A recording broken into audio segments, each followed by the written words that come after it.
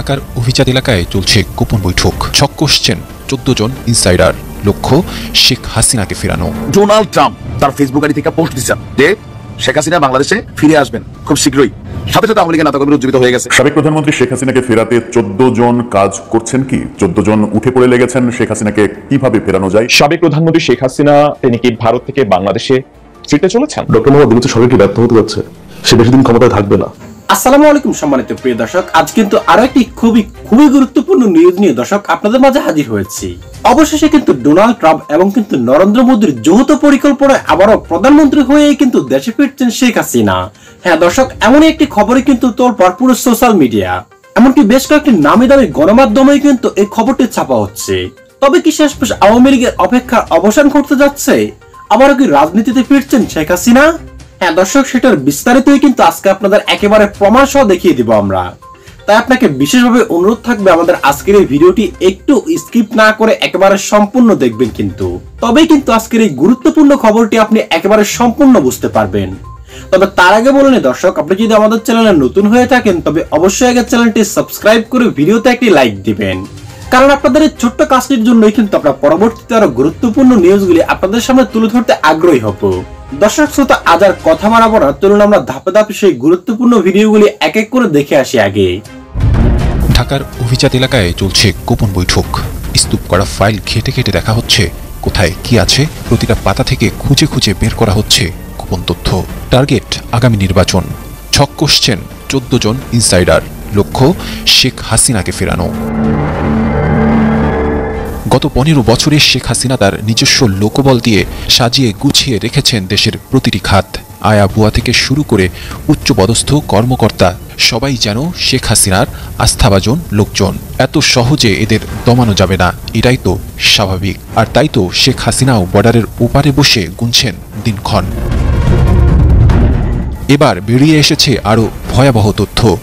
আগামী নির্বাচনেই যেন শেখ হাসিনাকে ফিরিয়ে আনা যায়, সেই লক্ষ্যে একযোগে কাজ করছেন 14 জন ইনসাইডার, যাদের মধ্যে কিছু লোক ইতিমধ্যে অন্তর্বর্তী সরকারেও অন্তর্ভুক্ত হয়েছেন এবং খুবই সাবধানতার সাথে চালছেন তাদের চাল, খুবই ধীরলয়ে।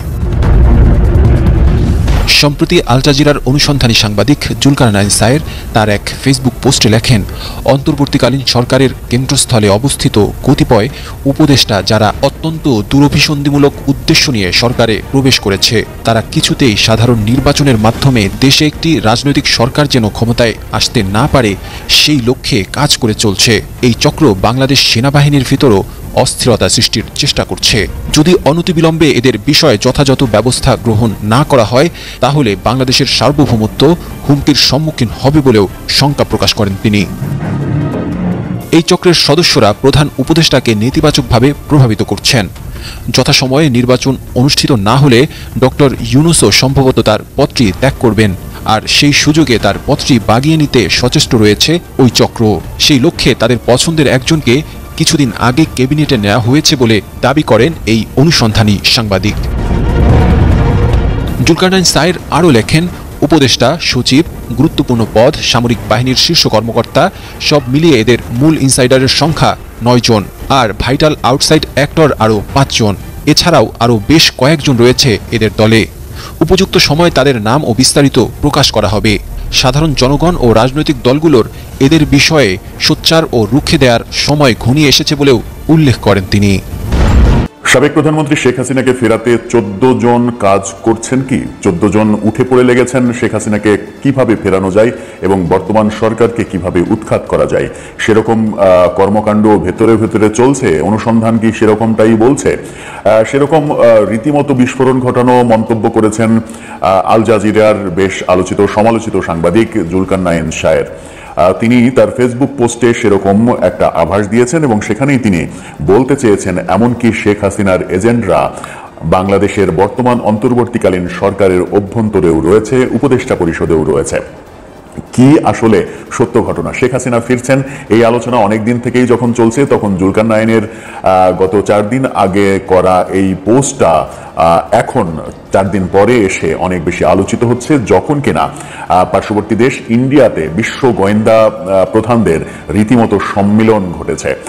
তুলসী গ্যাবার্ড এসেছেন ইন্ডিয়াতে এবং তার সঙ্গে যুক্তরাজ্য, কানাডা, অস্ট্রেলিয়া সহ 20টি দেশের গোয়েন্দা প্রধানরা ভারতে এসেছেন। সেখানে আন্তর্জাতিক গোয়েন্দা প্রধানদের একটা সম্মেলন হবে। তুলসী গ্যাবার্ড ভারতের অজিত দোভাল সহ প্রধানমন্ত্রী নরেন্দ্র মোদী, জয়শঙ্কর বিদেশমন্ত্রী তাদের সঙ্গে বৈঠক করবেন এবং সেই বৈঠকে দক্ষিণ এশীয় আঞ্চলিক নিরাপত্তার বিষয়ে আলোচনা হবে, যেখানে পাকিস্তান এবং বাংলাদেশ ইস্যু প্রাধান্য পাবে। আরেকটা বড় ব্যাপার, বাংলাদেশের সরকারকে নিয়ে আলোচনা হবে। এই আলোচনা যখন হচ্ছে তখন বাংলাদেশ সরকারের 26শে মার্চকে নিয়ে উদাসীনতা চোখে পড়েছে। শেখ হাসিনাকে ফেরাতে 14 জন মানুষ, 14 জনের একটা টিম কাজ করছে। সেটি সত্য, সেই ঘটনা যদি সত্য হয় তাহলে শেখ হাসিনা ফেরার ব্যাপার নিয়ে যে আলোচনাটা চতুর্দিকে চলছে, এমনকি গতকালকের ভিডিওতেও আমরা বলেছিলাম, সেটি কি সত্য হতে চলেছে? আল জাজিরার আলোচিত সমালোচিত সাংবাদিক জুলকারনাইন শাহের তার করা গত 4 দিন আগের একটা ফেসবুক পোস্ট এই সময়ে এসে, 4 দিন পরে এসে বেশ আলোচনা তৈরি করেছে। সেখানেই তিনি বর্তমান উপদেষ্টা সরকারের ভেতরেও, উপদেষ্টা পরিষদেও শেখ হাসিনার এজেন্ট রয়েছে এমনটা বলার চেষ্টা করেছেন। সেনাবাহিনীর মধ্যে শেখ হাসিনার এজেন্ট কাজ করছে, সেনাবাহিনীকে অস্থির করার চেষ্টা করছে, সেই কথা বলার চেষ্টা করেছেন। সচিব, আমলা, পুলিশ সব জায়গাতেই শেখ হাসিনার এজেন্টরা কাজ করছেন এমন কথাও বলার তিনি চেষ্টা করেছেন। সব থেকে ভয়াবহ কথা, বর্তমান সরকারের জন্য যেটা ভয়াবহ ব্যাপার, সেটা হচ্ছে জুলকারনাইন সাহেব তিনি বলার চেষ্টা করেছেন বর্তমান উপদেষ্টা পরিষদে শেখ হাসিনার অনেকজনই রয়েছেন যারা চেষ্টা করছেন শেখ হাসিনাকে কিভাবে ফেরানো যায়। জুলকারনাইন সাহেব যা লিখেছেন, চলুন একটু সেটার দিকে দৃষ্টি দেওয়া যাক। তিনি লিখেছেন, অন্তর্বর্তীকালীন সরকারের কেন্দ্রস্থলে অবস্থিত কতিপয় উপদেষ্টা যারা অত্যন্ত দুরভিসন্ধিমূলক উদ্দেশ্য নিয়ে সরকারে প্রবেশ করেছে, তারা কিছুতেই সাধারণ নির্বাচনের মাধ্যমে দেশে একটি রাজনৈতিক সরকার যেন ক্ষমতায় আসতে না পারে সেই লক্ষ্যে কাজ করে চলেছে। এই চক্র বাংলাদেশ সেনাবাহিনীর ভেতরেও অস্থিরতা সৃষ্টি করছে। সরকারের বাইরে থাকে এই চক্রের কয়েকজন অনুঘটকের নাম আমি আগেও বেশ কয়েকবার উল্লেখ করেছি। যদি অনতিবিলম্বে এদের বিষয়ে যথাযথ ব্যবস্থা গ্রহণ না করা হয় তাহলে বাংলাদেশের সার্বভৌমত্ব হুমকির সম্মুখীন হবে। এই চক্রের সদস্যরা প্রধান উপদেষ্টাকে নেতিবাচকভাবে প্রভাবিত করছেন। যথাসময়ে নির্বাচন অনুষ্ঠিত না হলে ডক্টর ইউনূসও সম্ভবত তার পদটি ত্যাগ করবেন, আর সেই সুযোগে তার পদটি বাগিয়ে নিতে সচেষ্ট রয়েছে এই চক্র। সেই লক্ষ্যে তাদের পছন্দের একজনকে কিছুদিন আগেই ক্যাবিনেটে নেওয়া হয়েছে। উপদেষ্টা, সচিব, গুরুত্বপূর্ণ সামরিক বাহিনীর শীর্ষ কর্মকর্তা সব মিলিয়ে এদের মূল ইনসাইডারের সংখ্যা 9 জন, আর ভাইটাল আউটসাইডার অ্যাক্টর রয়েছেন 5 জন। এছাড়াও আরো বেশ কয়েকজন রয়েছে। ইনসাইডার হিসেবে 9 জনকে বলেছেন, আউটসাইডার হিসেবে 5 জনকে, অর্থাৎ সরকারের বাইরে আছে এরকম 5 জনকে ইন্ডিকেট করা হয়েছে। মোট 14 জনের একটা টিম। তারা ফাইলপত্র ঘেটে কিভাবে শেখ হাসিনাকে আবার ক্ষমতায় আনা যায়, কিভাবে এই সরকারকে ফেলে দেওয়া যায়, এই সরকার ডক্টর ইউনূসকে সরিয়ে দিয়ে সেই পদটা বাগিয়ে নেওয়া যায় এবং সেই সুযোগে শেখ হাসিনার পক্ষে নির্বাচনী কার্যক্রম তৈরি করে আগামী নির্বাচনে শেখ হাসিনাকে আবার বিজয়ী করা যায়, শেখ হাসিনাকে বীরের বেশে বাংলাদেশে আনা যায়, সেই চেষ্টা করছে। তাহলে কি যে আলোচনাটা ভারতের প্রথম সারির গণমাধ্যমগুলো উস্কে দিয়েছে, প্রথম সারির গণমাধ্যমগুলো প্রতিনিয়ত বলছে শেখ হাসিনা বীরের বেশে ফিরছেন এবং প্রধানমন্ত্রী হিসেবেই ফিরছেন, সেই আলোচনাটা সত্য হতে চলেছে? এই আলোচনা যখন করছি তখন ভারতে আন্তর্জাতিক গোয়েন্দা প্রধানদের সম্মিলন হচ্ছে। তুলসী গ্যাবার্ড ভারতে আসবেন একথা আমরা আগেই জানিয়েছিলাম, অবশেষে তিনি এসেছেন। থাইল্যান্ড সফর শেষে ভারতে এসেছেন। তুলসী গ্যাবার্ডের সঙ্গে কানাডা, যুক্তরাজ্য, অস্ট্রেলিয়া সহ 20টি দেশের গোয়েন্দা প্রধানরা এসেছেন। সেখানে একটা সম্মেলন হবে। এরপরে তুলসী গ্যাবার্ড ভারতীয় বিভিন্ন স্টেক হোল্ডারের সঙ্গে মিটিং করবেন। সেখানে বাংলাদেশ এবং পাকিস্তান সম্পর্কে গুরুত্বপূর্ণ আলোচনা হবে। বাংলাদেশ সরকার নিয়ে ডোনাল্ড ট্রাম্পের যে ভাবনা, সেই ভাবনার একটা কপিও তুলসী গ্যাবার্ড ভারত সরকারের কাছে পৌঁছে দেবেন। নরেন্দ্র মোদীর সঙ্গে যদি তুলসী গ্যাবার্ডের আলোচনাতে বাংলাদেশ প্রসঙ্গ স্থান পায় তাহলে সেটি কোন পর্যায়ে যাবে সেটাও চারিদিকে আলোচনা হচ্ছে। বাংলাদেশ ব্যাপারে যুক্তরাষ্ট্র কি ভাবছে এবং তুলসী গ্যাবার্ডের এই সফর শেষে পরিস্থিতি কোন দিকে যাচ্ছে সেটা মোটামুটি স্পষ্ট হবে। আগামীকালকে প্রধানমন্ত্রী নরেন্দ্র মোদীর সঙ্গে তুলসী গ্যাবার্ডের বৈঠক, যেখানে নরেন্দ্র মোদী ছাড়াও অজিত দোভাল থাকবেন, বিদেশমন্ত্রী জয়শঙ্কর থাকবেন, বিজেপির নেতা অমিত শাহ থাকবেন, এরকম গুরুত্বপূর্ণ কয়েকজন থাকবেন। সেই বৈঠকেই বাংলাদেশ সম্পর্কে আলোচনা হবে বলে ভারতীয় গণমাধ্যমগুলো খবর দিচ্ছে। যদি বাংলাদেশ সম্পর্কে নতুন কোনো তথ্য আসে, বাংলাদেশের ব্যাপারে হস্তক্ষেপ করতে যদি আমেরিকা এবং ভারত চায়, তাহলে বাংলাদেশের পরিস্থিতি কোন দিকে যাবে সেটা একটা মুখ্য আলোচনার ব্যাপার। এই আলোচনা যখন করছি তখন বাংলাদেশ সরকারকে নিয়ে আবার নতুন আরেকটা সমালোচনা শুরু হয়েছে। চারিদিকে ধর্ষণ কাণ্ড যখন চলছেই, যেটি ঠেকানো যাচ্ছে না, আসিয়ার মর্মান্তিক মৃত্যু আমরা দেখেছি, ঠিক সেই সময়ে সরকারের পক্ষ থেকে একটা খবর সামাজিক যোগাযোগ মাধ্যমে ভাইরাল হয়েছে। 26শে মার্চ মহান স্বাধীনতা দিবস এবং জাতীয় দিবসে চিরাচরিত যে কুচকাওয়াজ অনুষ্ঠান হয়, সেই কুচকাওয়াজ নাকি এবার হবে না। কুচকাওয়াজ করার মানসিকতাই সরকার নেই, এরকম কথা শোনা যাচ্ছে। 26শে মার্চে মহান স্বাধীনতা দিবসে ঐতিহ্যবাহী এই কুচকাওয়াজ না করার পেছনে কি কারণ থাকতে পারে সেটি নিয়েও আলোচনা চলছে। তাহলে কি বাংলাদেশে পাকিস্তান পন্থা জেকে বসতে চলেছে? এই আলোচনা সর্বত্র যখন হচ্ছে, তখন বাংলাদেশের জন্য বোধহয় একটা বড় খারাপ খবরই যে মহান স্বাধীনতা দিবস এবং জাতীয় দিবসে কুচকাওয়াজ হবে না। সরকার তাহলে কোন পথে হাঁটছে? সরকার প্রধান ডক্টর ইউনূস যে রিসেট বাটনের কথা বলেছিলেন, ইতিহাস মুছে দেওয়ার কথা বলেছিলেন, সেই রিসেট বাটনকে কাজ করতে শুরু করেছে। সেই আলোচনা চতুর্দিকে চলছে। আদতে সরকার কি করছে কি করছে না সেটা বোধহয় এখনো বুঝে উঠতে তারা পারছে না। সাবেক প্রধানমন্ত্রী শেখ হাসিনা তিনি কি ভারত থেকে বাংলাদেশে ফিরতে চলেছেন? আকাশে বাতাসে একটা কথা বারবার ধ্বনিত হচ্ছে, সেটি হচ্ছে শেখ হাসিনা নাকি 26শে মার্চ বাংলাদেশে তিনি স্বাধীনতা দিবস উদযাপন করবেন। তিনি এটা বর্তমান সময়ে দাঁড়িয়ে সবচাইতে, আমি জানি অনেকেই আমাকে বলবেন যে আমি কমেন্টগুলো দেখি, সেই কমেন্টগুলোতে আমি পাই অনেক সময় অনেকেই বলেন যে গাঁজা খেয়েছে কিনা। না, আমি অনেকগুলো ইউটিউব চ্যানেলে আমি এগুলো দেখছি। বর্তমান পরিস্থিতি যদি বলি, আইন শৃঙ্খলা পরিস্থিতি বাংলাদেশের এটা সর্বোচ্চ পর্যায়ের খারাপ পরিস্থিতিকে ইঙ্গিত করছে। আপনারা সেটি আজকে 8ই মার্চ আমি ভিডিওটি করছি, আপনারা এখন দেখছেন 8ই মার্চ নারী দিবস, এবং এই নারী দিবসে আজকেও অনেকগুলো ধর্ষণের ঘটনা ঘটেছে। কোথাও 4 বছরের শিশু ধর্ষিত হয়েছে।